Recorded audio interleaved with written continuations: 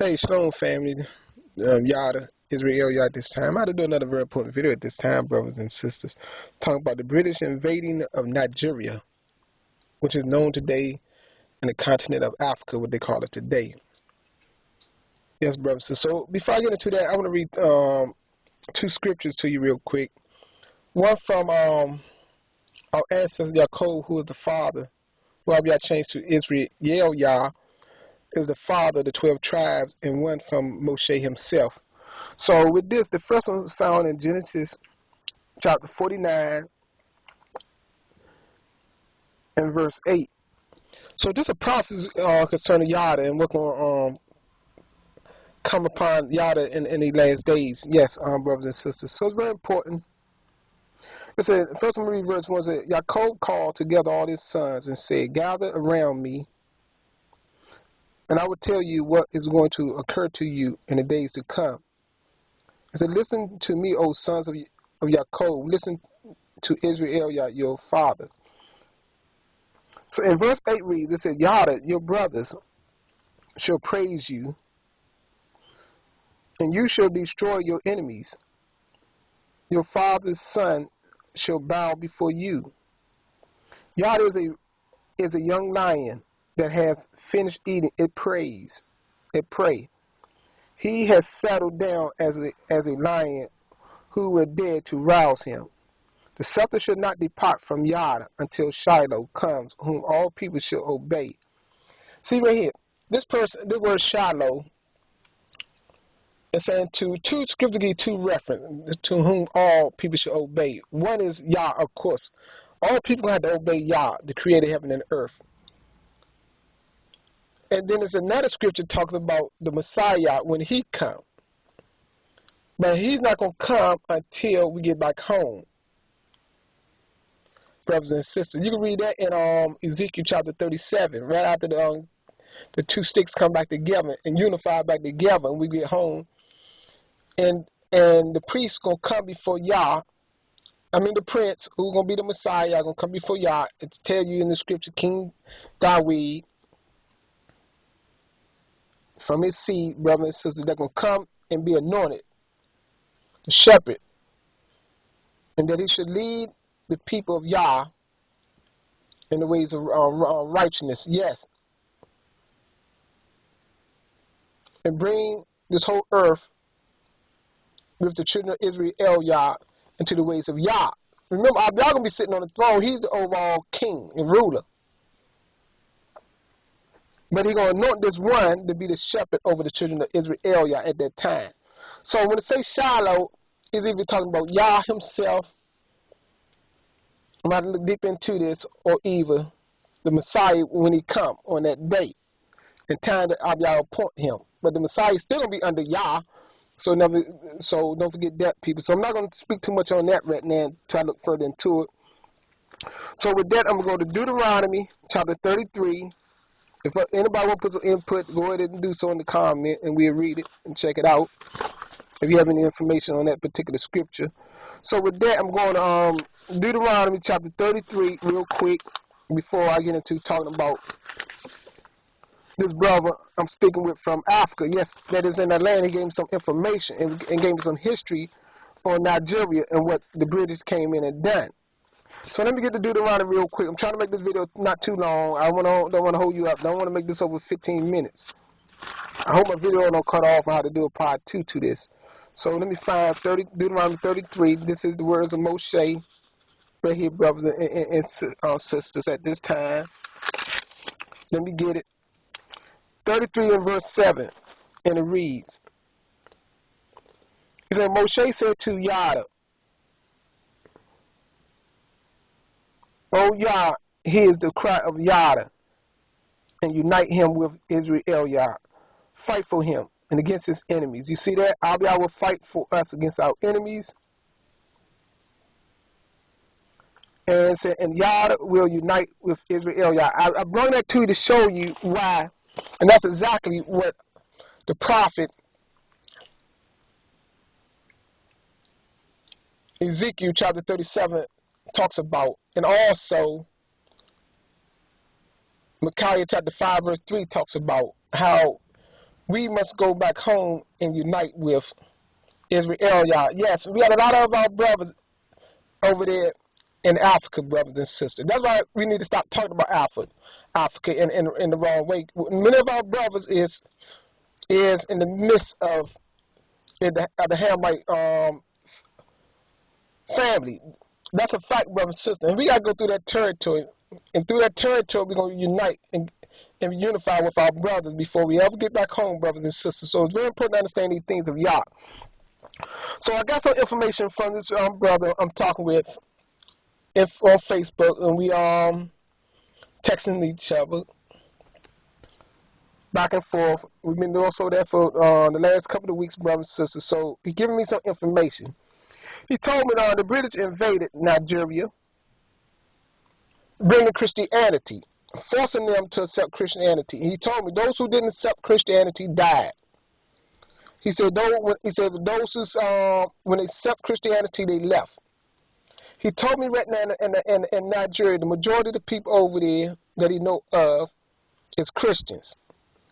He said the Hebrew people are lost, just like over here in America. So what took place over there, what took place here is took place over there. And see, this remind me, the information, he was telling me this go right along with I got so many numbers in my head, 1452, Nicholas V, the Pope, look it up, Nicholas V, the fifth, the Pope of Rome at that time, he the one came up with the law to sanction slavery. Yes, for the Hebrew people, they said Negroes. And also, he the one that through the Catholic Church, they brought Christianity and Islam into, yes, Africa.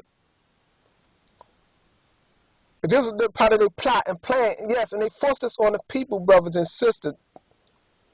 The Arabs,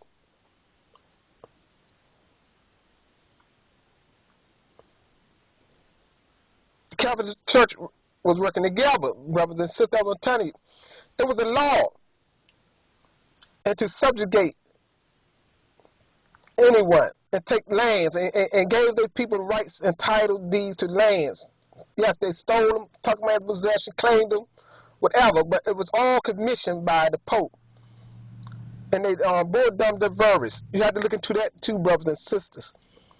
It's very important so you can know, because you can see exactly what Abiyah said in Deuteronomy. I mean, excuse me, not Deuteronomy. In the book of Daniel, what they call Daniel. How this, the little horn was going to change law, attempt to change laws, feast days and times, all of this, and to persecute the call out ones of Yah. Yes, the nation of Israel, Yah. Yes, and to blaspheme the name of Yah. All of these things, and speak great strong words against Yah. All of these things they done, they brought there, even to this day. He said the people, they got more Christianity. He said, but he said our people is waking up. He said he told me he in a group about 60 or more, a little bit more than 60. But he says over 100 of our Hebrew people, hundreds, probably in 1,000 of the Hebrew people there. But a lot of them don't even know who they are. But some is waking up, just like in America, brothers and sisters. It's no different. They've been influenced by Judaism. A lot of them over to practice Judaism.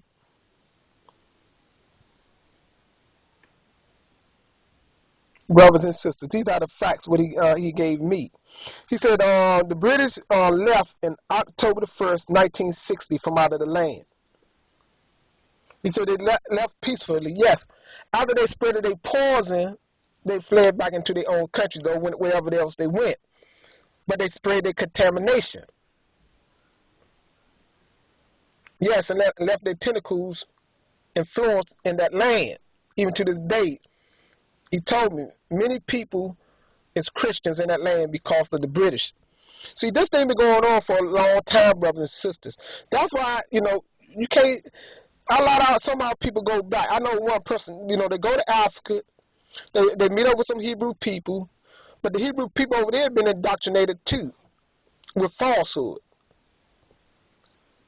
And yes, and this that proves everywhere of y'all. It doesn't matter where our people is at. They laws. A majority of people don't even know Yah. And that's why y'all say he gonna bring Yatta back first, and we must unite. And he told me, the brother told me, he waiting, but he used the word black. But he said we waiting for the black Yahudim to come and teach us, because right now it's white people over there calling us Yahudims, but teaching Judaism. Probably some Jews or somebody over there, because I saw that one of the guys' picture they wearing the keepers and the talit,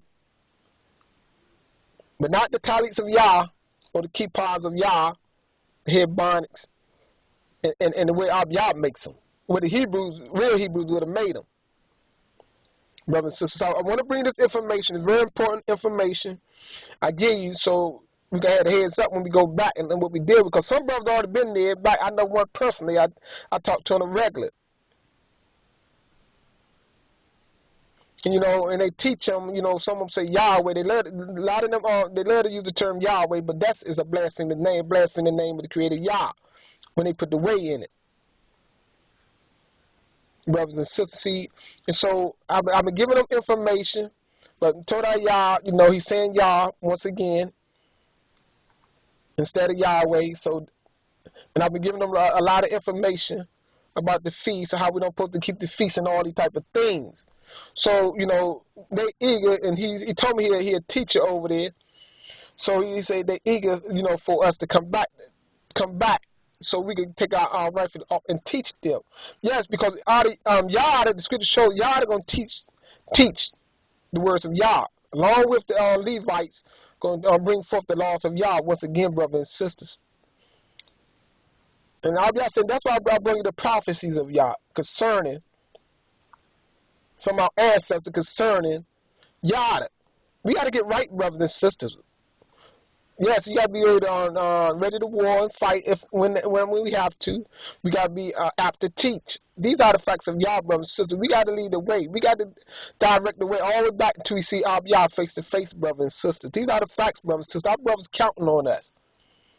And that's prophecy right there, brothers, shows you. I've been giving it to you. You got to listen to my tapes. How we got going home. What we must do, how Yatta got to come back and unify, brothers and sisters. And this time to all the Hebrew people, all of Yatta, in all the islands I'm talking to, not just the United States of America. Y'all got to prepare to go home just like we preparing in America to leave, those who woken up. And that's why we're trying our best to get the rest of the brothers awakened and not half awake. A lot of brothers is half awake. But the other half is still stuck in the New Testament, Christianity, false doctrine. And these are the facts, brothers and sisters. But Toda Yah, he tearing down the walls, bringing forth the word so clear through our mouths that the brother, they take time to study these things out there, plainly see that the animal offering is going to be reinstated. Yes, Ezekiel chapter 43 show you that so plainly. When the third temple will be built, we got to go back and build an altar. Altars got to be rededicated because our ancestors left it in a bad state before the eyes of Yah, brothers and sisters. These are the facts of Yah. I want to give you so much more, but I'm trying to keep this under 15 minutes. I just want to share with you about the brother, the information he gave me over there in Africa concerning our people and how our people been trapped in the holes and deceived. So don't go over there thinking when we get back thinking because they've been in Africa they know much more than we do. No, the European people been over there too, deceiving them with all forms of doctrine. And that's why I've been telling brothers, I've been telling the brother here about the same thing, brothers and sisters. So with that, that's all I have to say. With that, I say shalom.